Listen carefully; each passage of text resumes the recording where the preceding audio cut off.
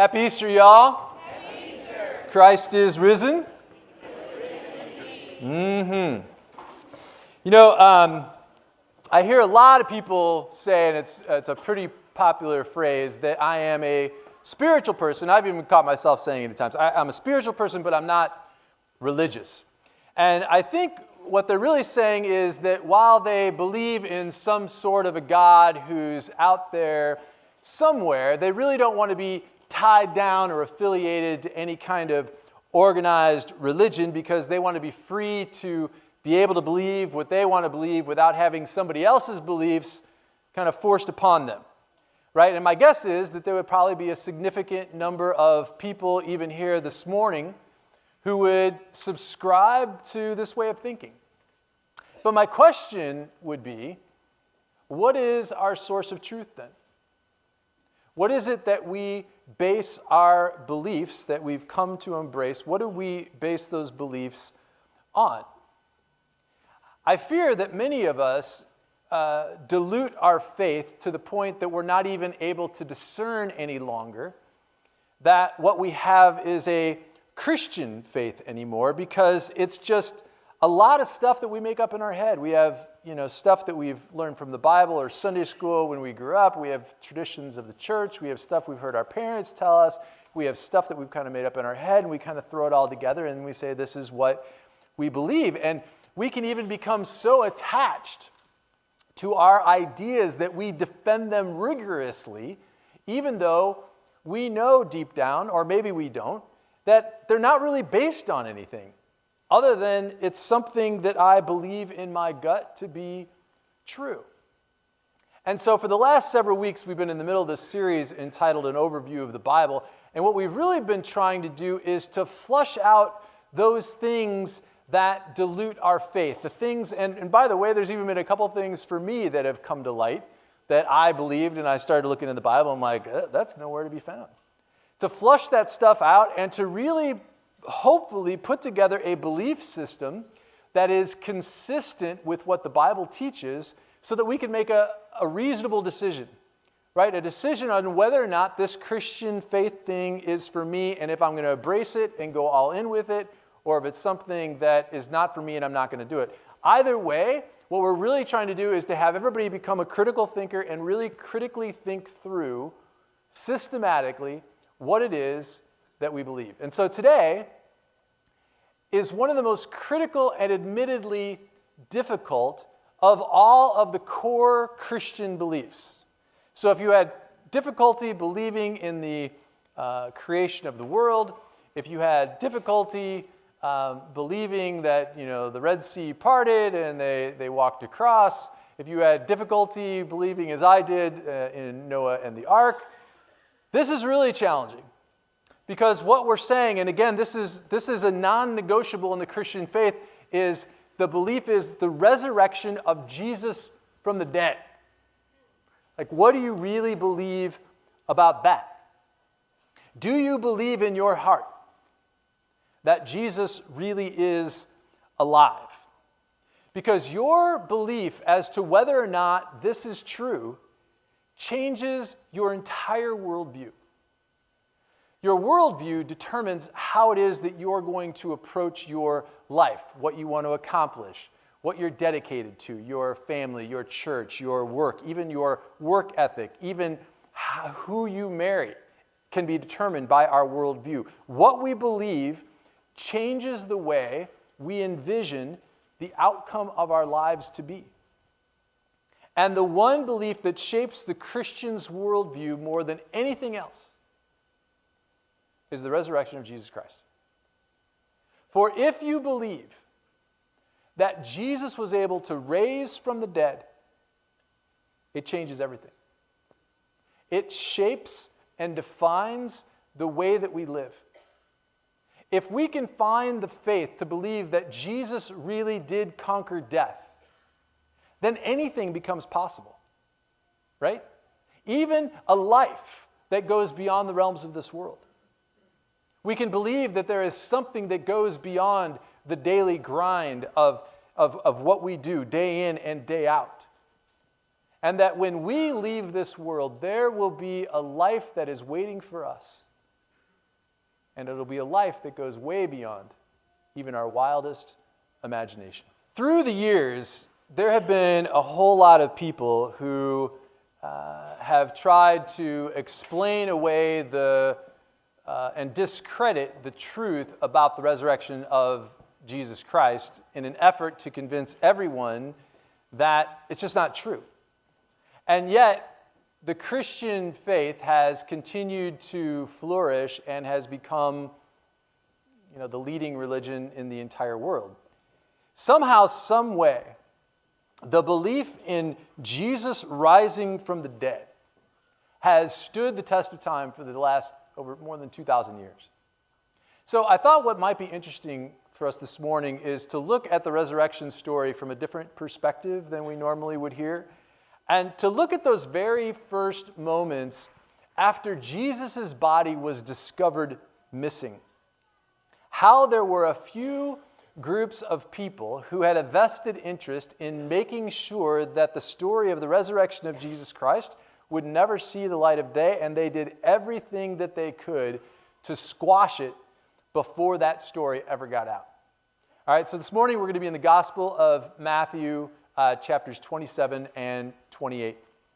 And so in 27, verse 59, this is just after Jesus died, it says, Joseph of Arimathea took the body, wrapped it in clean linen cloth, took the body of Jesus, wrapped it in clean linen cloth, and placed it in his own new tomb that he had cut out of the rock. He rolled a big stone in front of the entrance of the tomb and went away. The next day, the chief priests and the Pharisees went to Pilate and said, Sir, we remember that while he was still alive, that deceiver said, after 3 days, I will rise again. And so give the order for the tomb to be made secure until the third day. Otherwise, his disciples may come and steal the body and tell the people that he's been raised from the dead. And this last deception, this will be worse than the first. And so the chief priests, who are also known as the Sadducees, and the Pharisees, they get together and they're nervous.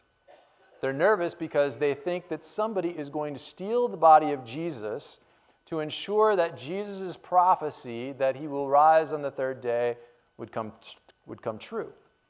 And you may remember that while the religious leaders were given and enjoying a certain amount of perceived power and wealth that were given to them by the Roman government, that they were still accountable and answerable to the Roman government. And so they go to the Roman governor, who is the governor of their region. He's the man in charge on behalf of Rome over the Palestinians. And this was the same man who sentenced Jesus to death. And so they go to him, and notice what they say. They call him Sir, right? Which, these are proud men who don't like the Romans. And so I am sure that it got their goat that they had to walk in and kowtow to this man and call him Sir. But they were there to play the politics that they needed to play in an effort to get what they wanted. And so they say, Sir, this really would be bad for all of us if the body of Jesus were stolen.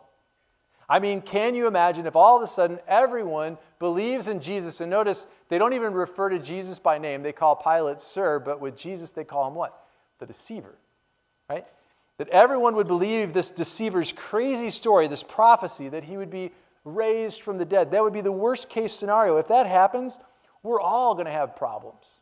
We all have blood on our hands, and so there would be this uprising of the people because we had him put to death. So let's help each other out here and ensure that this doesn't happen. Pilate obviously understands exactly the situation and what they're trying to say, and so he says, all right, take a guard. Go and make the tomb secure as you know how to. And so they went and they made the tomb secure by putting a seal on the stone and posting the guard. So Pilate grants their request, and they have now basically tripled the amount of security for the body of Jesus, right? They have the stone that was rolled in front of the tomb. They've now sealed the stone with the seal, which was a wax seal that would have the stamp of the Roman Empire, which would mean that if you break that seal, that you would be subject to death. It's a crime to break that seal. And then the final measure was that the guards were posted at the entrance to the tomb to ensure that there was no way that Jesus was going to get out of there alive or dead. However, I don't think that anybody could have ever imagined what would have happened next. Because as we move to chapter 28, it says, at dawn on the first day of the week, on that very first Easter, Mary Magdalene and the other Mary went to look at the tomb. And there was a violent earthquake, for the angel of the Lord came down from heaven, and going to the tomb, rolled back the stone and sat on it. His appearance was like lightning, and his clothes were as white as snow. And the guards were so afraid of him that they shook and became like dead men. Well, a lot of good these guards did, huh? It says they were so afraid of these angels who had this appearance like lightning that they were literally shaking in their boots. And so the angels don't even address the guards.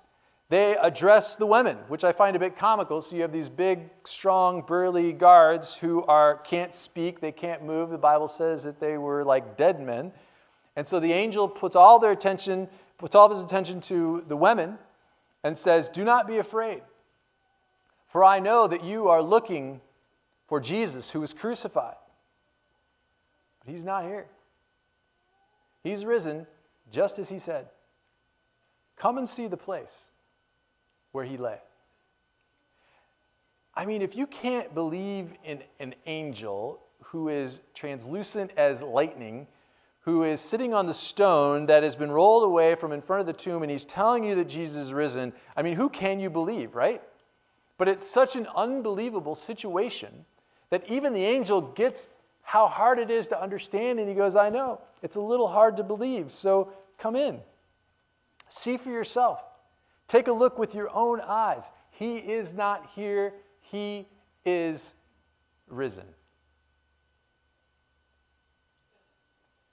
Do you have a hard time believing it?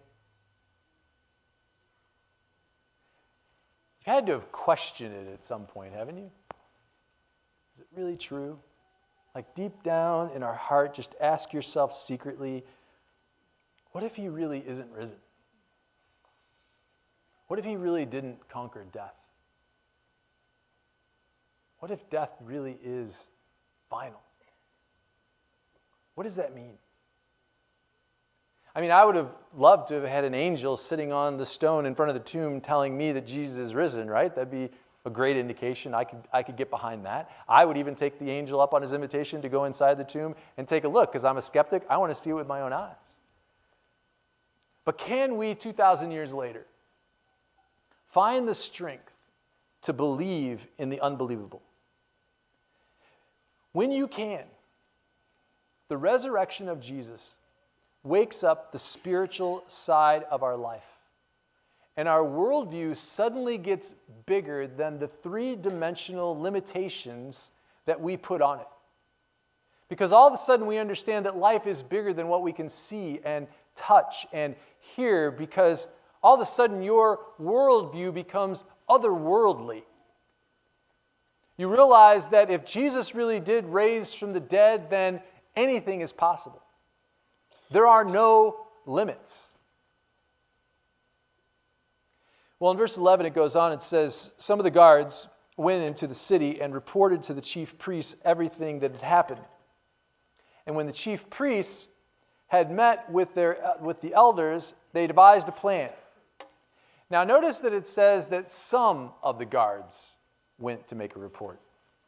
I'm guessing, and this is just a guess, I'm guessing that means that some of the guards either got so scared of the angel's situation that they took off, or they were afraid that they were going to be put to death because all of a sudden the body of Jesus is missing on their watch, which would mean that they would be killed because they failed.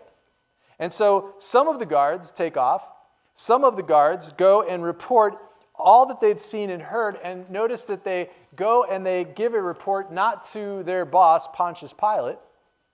They give a report to the religious leaders. Now, what you need to know is that the Pharisees and the Sadducees didn't much like each other, and so for them to come together, as the passage of Scripture that we just read says, that they came together, they came together probably in an official capacity as the Sanhedrin. And you may remember that from a few weeks ago, that the Sanhedrin is really kind of like the Senate of Palestine, only instead of senators, it's made up of religious leaders.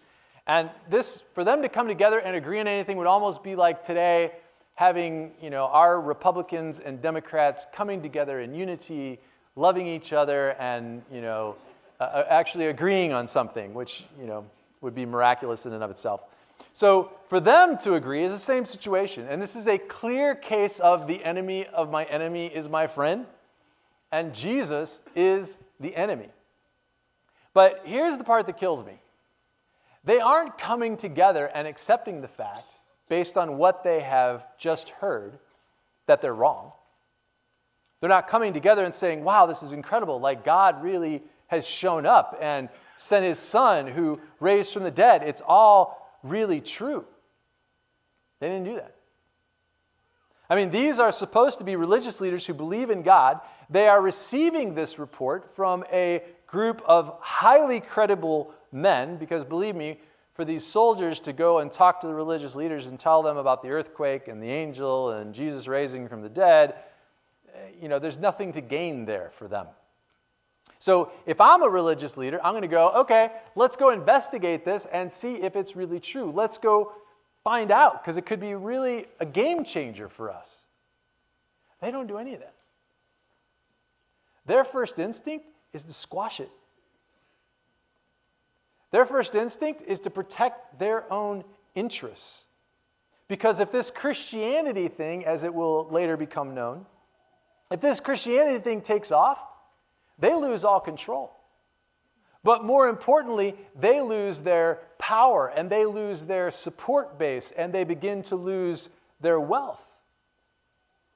There would be an uprising if these religious leaders had actually killed the Messiah, the one who had been promised for thousands of years, who would be the Savior of the Israelite people. If it actually came out that the religious leaders actually killed the Messiah, it would be bad. And so in an effort to protect their own skins, they all come together and they devise a plan, and here's what they decide to do. They gave the soldiers, verse 12, they gave the soldiers a large sum of money, telling them, you are to say, his disciples came during the night and stole him away while we were asleep. If this report gets to the governor, we promise you, we will satisfy him and we will keep you out of trouble.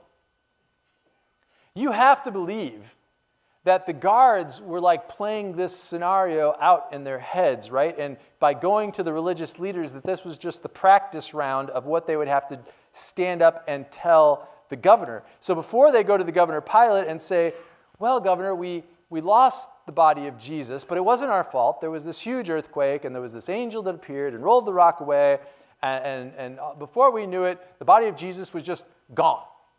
Pilate would go, yeah, right. Right? And these guys would be next in line to be killed for dereliction of duty. So they knew this was a no-win situation for them. The story was just too preposterous for them to tell anyone. And so when the Sanhedrin comes back and tells them that they have a plan to save their rear end, they listen. They've got their full attention.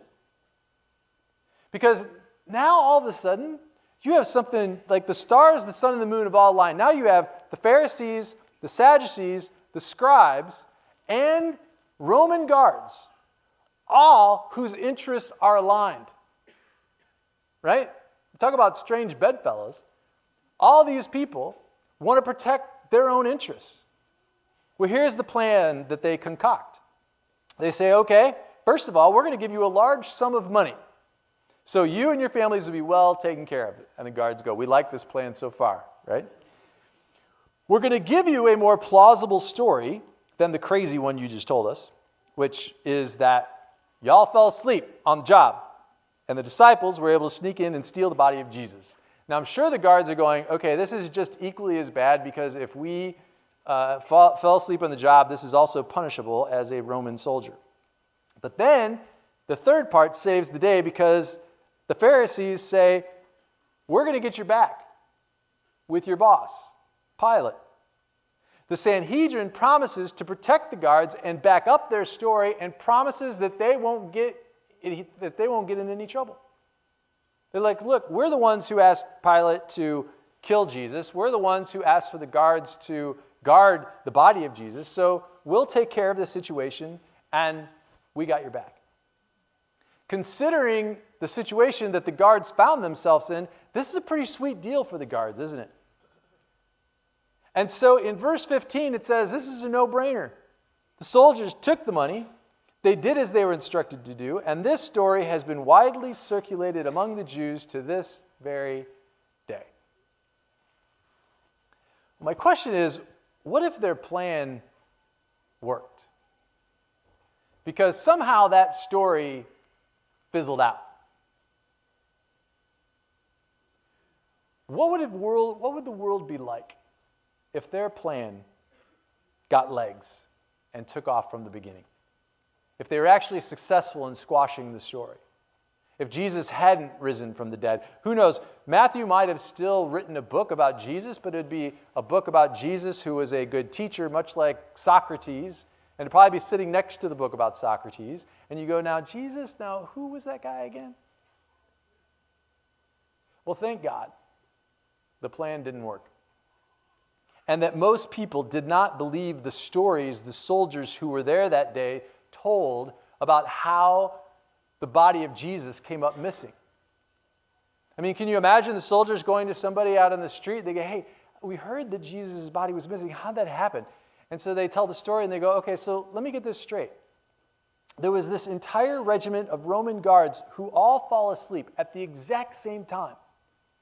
And some fishermen from Galilee walk right through the military camp. And they break the Roman seal. They roll the boulder back from in front of the tomb. They go in. They grab the body of Jesus. They run away carrying the body of Jesus undetected. Nobody sees them. All the while, you guys are sleeping through the whole thing? Really? I think it would just be easier to believe that he raised from the dead. Try as they may, they could not squash the truth. And because of that truth, billions and billions of people have come to believe in a resurrected Jesus. You see, believing in the resurrection of Jesus changes everything about how we live. Because if we believe that he conquered death, then we believe that there is a life after this one. And if we believe that, then we also have to believe by default that what we do in this world, how we then live, matters. How we spend our days, what we're living for, it matters. To be honest with you, there is sometimes a disconnect in my own life where, while there is no question that by faith I believe that Jesus rose from the dead, there are a lot of times, if I'm honest about it, that I can tell you that I don't live like it. If I could just live every day like he is right here by my side, like I'm living every day in the presence of a Jesus who is alive, how would my life be different? If our worldview is that we are living in the presence of a resurrected Jesus, then we begin to change the way that we live. We begin to change the things that we do. We begin to let go of some of the things of this world that we otherwise wouldn't let go of.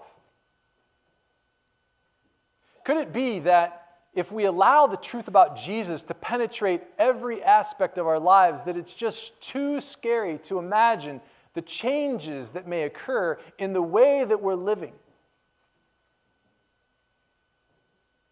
You see, Easter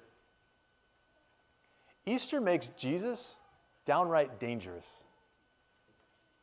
Because he's no longer a baby lying in a manger.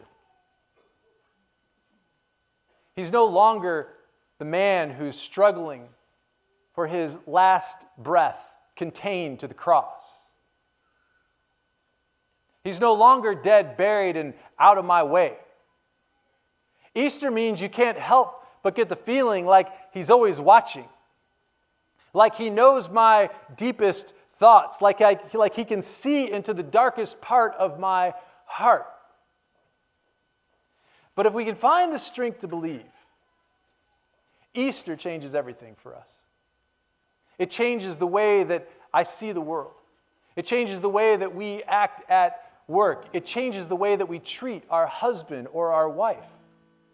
It changes what we teach our kids about what's important and what's not. It changes what we dream about, what we strive for. It changes our sense of purpose and mission and what we're living for. If we believe in a resurrected Jesus, it even changes the way that we pray. Because if we believe that Jesus can actually be raised from the dead, then there's really nothing that he can't do, and it opens up a whole world of possibilities about what prayer can accomplish. When we finally understand that the Pharisees' plan failed for a reason, it failed because you can't stop the truth when it gets on up and walks right out of the tomb. We can then finally let the belief in a resurrected Jesus out of the tomb that we have him in our heart and unleash him in our life and watch as Jesus begins to change everything about who we are. And all of a sudden we understand that there is no room for a limp-hearted faith on an Easter Sunday morning. Because we live with the knowledge that we live every day in the presence of a Jesus who is alive and well and watching over us in all that we do. Can you find the strength this morning to just in your head walk inside that tomb and to see that the 3 words that the angel said, that those words are true? That I believe in what he said. I believe in where I'm headed. I believe in where I'm going. I believe what's happening in my life because I believe that he is risen.